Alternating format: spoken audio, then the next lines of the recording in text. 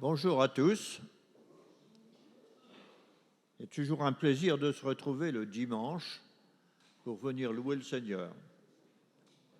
J'aimerais vous parler des priorités chrétiennes. On doit toujours en avoir, c'est vrai, des priorités. Alors j'aimerais avant commencer par le psaume 23. Nous allons lire ensemble. Le psaume 23. Vous savez, mettre Dieu en premier, cela aide à garder les priorités de la vie dans un bon ordre. Psaume 23. L'Éternel est mon berger, je ne manquerai de rien. Il me fait reposer dans de verts pâturages, il me dirige près des eaux paisibles, il restaure mon âme. Oui. Il me conduit dans les sentiers de la justice à cause de son nom. Quand je marche dans la vallée de l'ombre de la mort, je ne crains aucun mal, car tu es avec moi. Ta houlette et ton bâton me rassurent.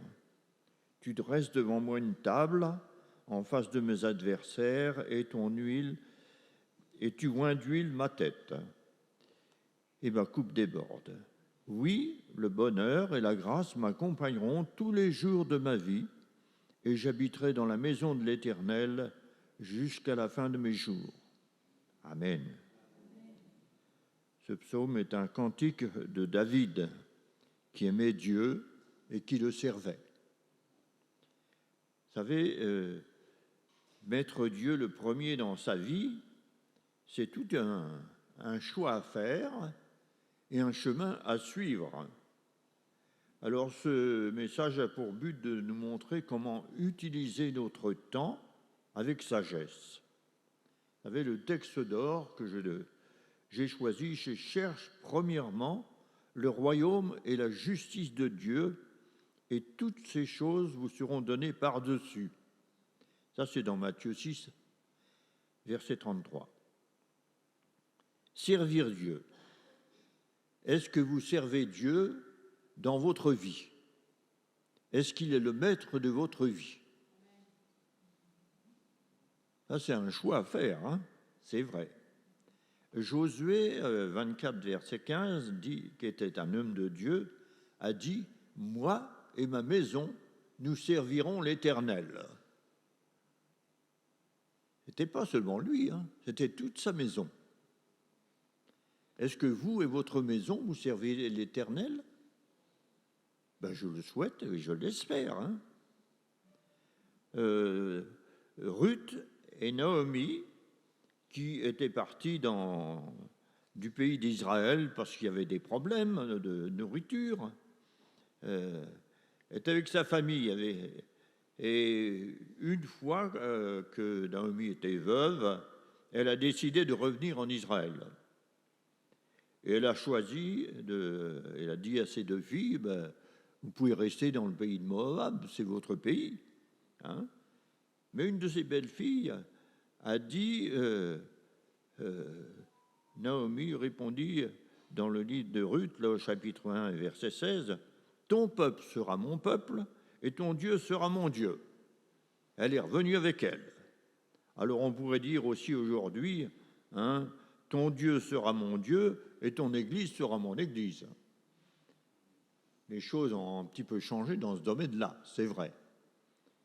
Aujourd'hui, nous avons un Dieu qui nous aime, qui nous garde, qui nous conduit, si nous lui avons donné notre vie. C'est vrai. Et je crois que c'est indispensable dans la vie de tous les jours.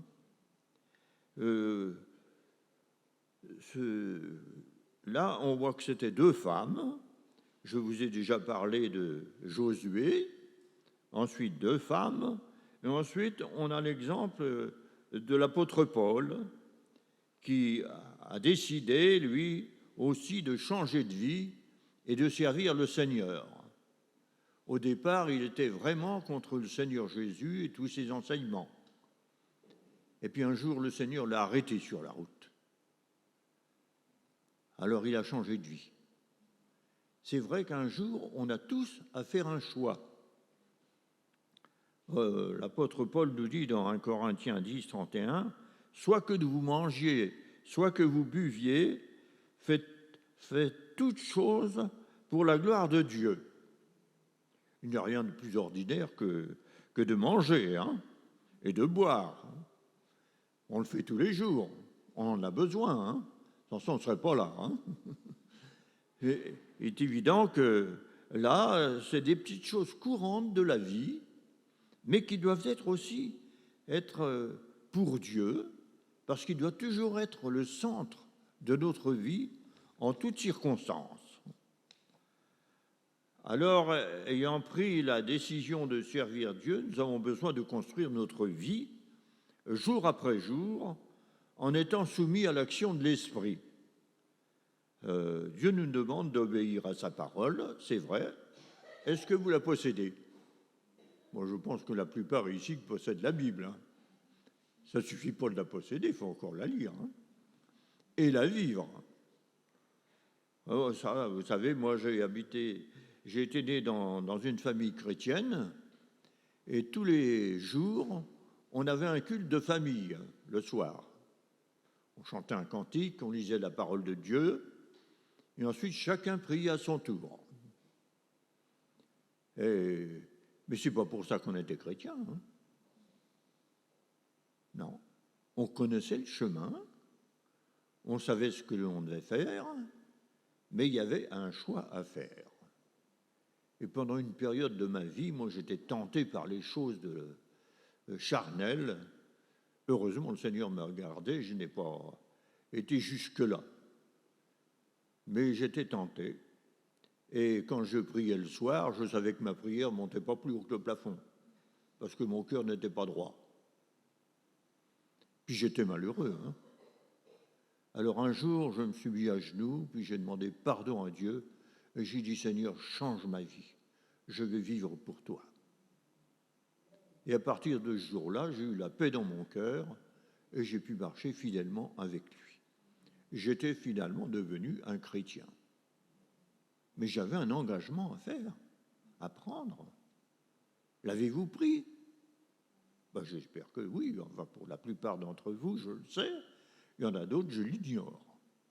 Mais le Seigneur, lui, il le sait. Parce qu'il connaît toutes choses. Alors, c'est vrai que, on a lu tout à l'heure, moi et ma maison, nous servirons l'Éternel, a dit Josué. Et c'était le choix de ma vie à partir de ce moment-là. Nous avons besoin, en effet, chaque jour, de nous conduire avec sagesse pour que notre vie honore Dieu du matin jusqu'au soir, en toutes circonstances. Alors, c'est vrai que ne négligeons pas non plus les membres de notre famille. Même s'ils ne se sont pas donnés au Seigneur, ils font partie de notre famille et nous devons les aider, les soutenir, les garder et prier pour eux chaque jour. Vous savez que le Seigneur est puissant pour intervenir dans sa grâce. Et il y a des fois, en effet, on est surpris de voir que des gens qui aiment le Seigneur, mais ça marche plus ou moins. On a besoin de s'engager fidèlement et de tenir ferme dans l'engagement que nous avons pris. Dieu ne peut être glorifié si nous négligeons ou si nous abusons de notre famille. Ah oui, c'est vrai. Nous avons un privilège d'avoir des familles. Il y en a qui n'en ont pas. Pas de leur faute, mais c'est la faute du monde, avec tout ce qui s'y trouve. Je crois aussi, dans le monde d'aujourd'hui, on ne veut même plus s'engager, souvent. Quelle tristesse. Prendre un engagement, oh là oui, et beaucoup de gens même ne se marient même plus. Ils vivent ensemble et puis pouf, d'un seul coup ils s'en vont. C'est du n'importe quoi. Quelle tristesse. C'est pas ce que Dieu a voulu dans sa parole. Il dit, l'homme quittera son père, sa mère, s'attachera à sa femme, ils deviendront une seule chair. C'est Dieu qui l'a décidé. Nous devons lui obéir fidèlement. Et je crois que ça vaut la peine. Hein. Maintenant, des fois, c'est vrai qu'il y a certaines circonstances qui se passent dans la vie, et je ne me permettrai pas de les juger, quoi que ce soit. Vous savez, même des fois, on a des moments difficiles hein, dans la vie. Si vous prenez l'exemple de Job, il a été malade, souffrant, et pendant longtemps, il a perdu sa famille, il a perdu tout ça, et pourtant, il est resté fidèle. Il est resté attaché à Dieu. Parce qu'il y avait que lui qui comptait, et avec Dieu qui comptait pour sa vie. En effet, c'est vrai que cet homme aimait Dieu, et il le servait, il travaillait, et il a quand même perdu beaucoup de choses. Hein. Mais vous savez, dans le livre des Proverbes, c'est de l'assiduité et de la qualité du travail, elle sera récompensée. Quel travail? Même celui que nous faisons tous les jours. Hein. Si vous travaillez, vous êtes payé à la fin du mois, non? Moi, j'espère. Hein. Quoiqu'aujourd'hui, on se trouve dans des circonstances tellement difficiles qu'on ne sait plus où on va. Mais nous pouvons compter sur Dieu en toutes circonstances. Je crois que la persévérance sont nécessaires pour toute entreprise de toute valeur. Hein. La Bible présente un idéal élevé du travail. Elle condamne même la paresse qui rend dépendants des autres pour nos besoins. Vous n'êtes pas des paresseux, hein? Non. Nous avons tous travaillé, nous savons ce que c'est, et nous travaillons encore. Enfin, moi, plus beaucoup. Hein.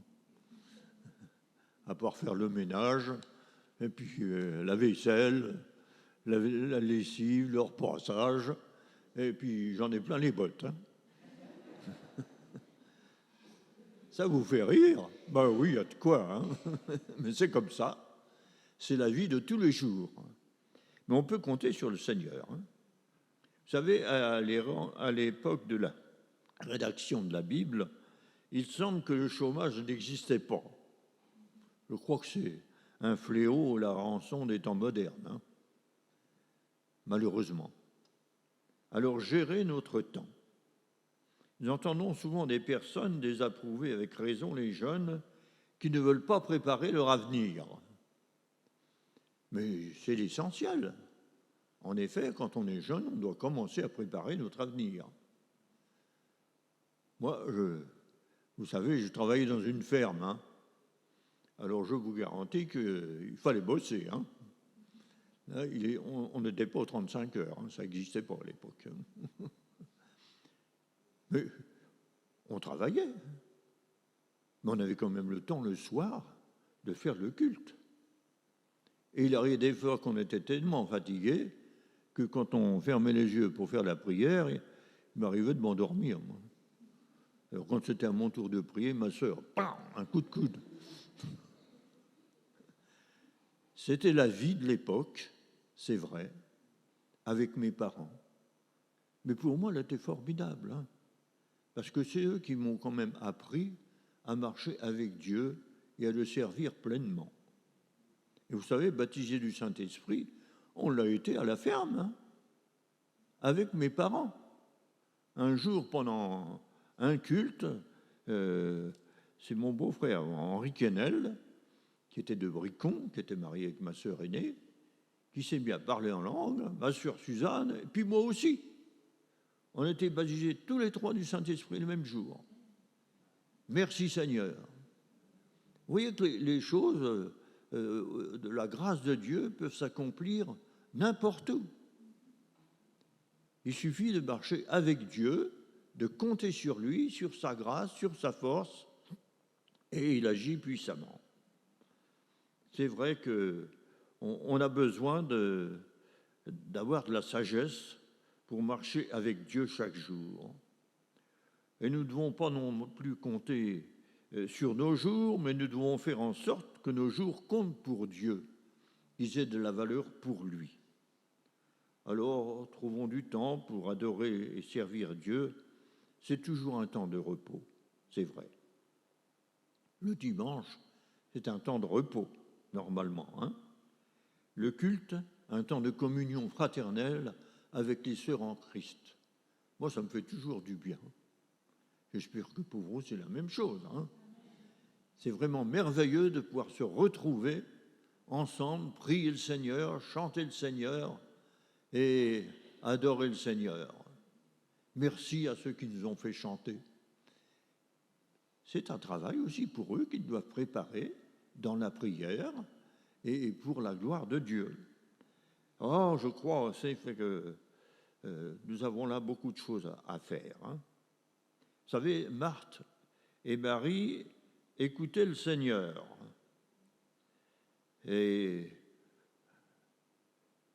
Marthe, elle était dans la cuisine. Elle était partie faire le manger. Alors elle reproche à sa sœur de ne pas lui donner un coup de main. Mais le Seigneur lui dit, non. Elle a parfaitement raison dans ce qu'elle a fait. Elle devait écouter le Seigneur. Il y a un temps pour tout, c'est vrai. Mais elle voulait faire ça pour la gloire du Seigneur Jésus. Mais ce n'était pas l'essentiel. L'essentiel, en effet, c'est de marcher avec Dieu, de savoir l'écouter quand il parle et d'obéir à tous ses enseignements. Rechercher, je veux le dire, la puissance, la présence de Dieu, c'est une source de réconfort, de sécurité, de paix et de joie chaque jour. Et là, nous avons besoin, en effet, de savoir compter sur Dieu pour avancer avec lui. Seulement, il nous faut la sagesse de lui dire et de savoir lui dire dirige ma vie, conduis-la. C'est pas toujours facile, Vous savez, même dans le travail de tous les jours. Moi, je me rappelle quand je travaillais à Troyes, j'étais adjoint pasteur, mais il fallait que je travaille pour gagner ma croûte, c'était normal. L'église ne pouvait pas me payer. Et je travaillais chez un plombier, rue Mollet. Je ne sais pas si vous connaissez la rue. Eh bien, souvent, il me disait, quand il y avait une panne quelque part, je vous envoie mon spécialiste. Il me disait, prends ton sac et puis vas-y. Comme spécialiste, moi, je n'étais pas folichon. Dans l'agriculture, ça allait, mais la plomberie. Alors, en y allant, je priais, je disais, Seigneur, montre-moi ce que je dois faire. À chaque fois, il m'a montré la panne. Merci Seigneur. Vous voyez qu'on peut compter sur lui, même dans des petites choses de la vie courante. Il est toujours présent. Quelle grâce merveilleuse de lui appartenir et de lui avoir confié notre vie. Vous voyez, même dans le travail, il est là. Et je crois que c'est indispensable pour chacun de nous. Lui donner la sagesse de diriger notre vie. Et puis Jésus sera pleinement glorifié. Avez-vous donné votre cœur à Christ? Il y en a peut-être ici qui ne l'ont pas fait. C'est indispensable qu'il soit le premier dans votre vie. Il ne s'agit pas de suivre une religion. Moi, quand j'étais avec mes parents, je suivais l'enseignement qu'ils donnaient, mais il a fallu un jour que je fasse le choix, que je dise à Seigneur, je te donne ma vie. L'avez-vous fait? Avez-vous donné votre vie au Seigneur? Sinon, il ne lui appartient pas. Mais chaque jour, il est là et il vous l'offre encore aujourd'hui. Voulez-vous lui donner votre vie, lui donner votre cœur? Dire Seigneur, je veux marcher avec toi. Je veux vivre pour toi. On a tous des choix à faire.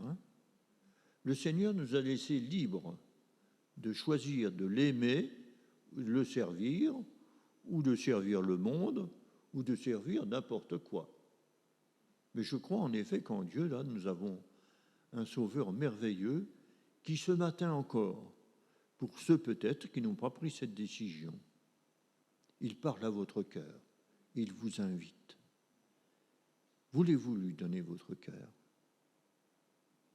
Oh, c'est facile, vous savez. Dire Seigneur, à partir d'aujourd'hui, je veux marcher avec toi et pour toi. Et il vous montrera le chemin à suivre, parce qu'il vous aime. Et il vous invite encore à marcher avec lui. Donnez-lui votre cœur. Oui, parce que même en étant un enfant de Dieu fidèle, il arrive des fois aussi des épreuves et puis des maladies qu'il est quelquefois difficile à comprendre. Mais c'est le Seigneur qui le permet. Vous savez que Job, il était durement éprouvé dans sa santé. Et il n'est pas le seul. Il y en a beaucoup d'autres que l'on voit dans la parole de Dieu qui ont été éprouvés dans leur santé. Mais ce n'est pas pour ça qu'ils ont abandonné le Seigneur. Ils sont restés fidèles à marcher avec lui. Si Dieu permet certaines épreuves, restons fidèles. Il ne nous abandonne pas. Il est toujours présent, même au sein de l'épreuve et de la difficulté. Des fois, ce sont des épreuves de maladie, ou des fois, ce sont des épreuves physiques, ou des fois, ce sont des épreuves matérielles même, qui nous tombent dessus, on ne sait pas pourquoi. Mais faisons confiance à Dieu. Il est puissant pour agir et nous donner sa grâce et sa miséricorde. C'est vrai qu'en toutes circonstances, on doit toujours chercher à obéir à Dieu, quelles que soient les épreuves de notre vie. Et Dieu est toujours présent. Vous savez, quand ma femme est tombée malade, il a fallu la mettre dans une maison, c'était dur à vivre. Et pourtant, j'allais la voir et on priait ensemble. Elle avait pas mal perdu la tête, mais elle priait normalement. De ce côté-là, tout marchait bien. Vous voyez que le Seigneur conserve quand même certaines choses, même dans des épreuves qu'il permet. Vous voyez, elle avait la maladie d'Alzheimer, très avancée. Elle me reconnaissait même plus. Un soir, elle a téléphoné à mon fils en disant « Mon père veut venir coucher avec moi, viens voir, sans ça je vais appeler les gendarmes. » Mon fils est amené à fond de train. Et puis, quand il est arrivé, il a dit « Tiens, qu'est-ce que tu viens faire là ?» Je ne me rappelais même plus. Vous voyez, sa maladie, c'est dur à vivre, aussi bien pour elle que pour moi et pour les enfants.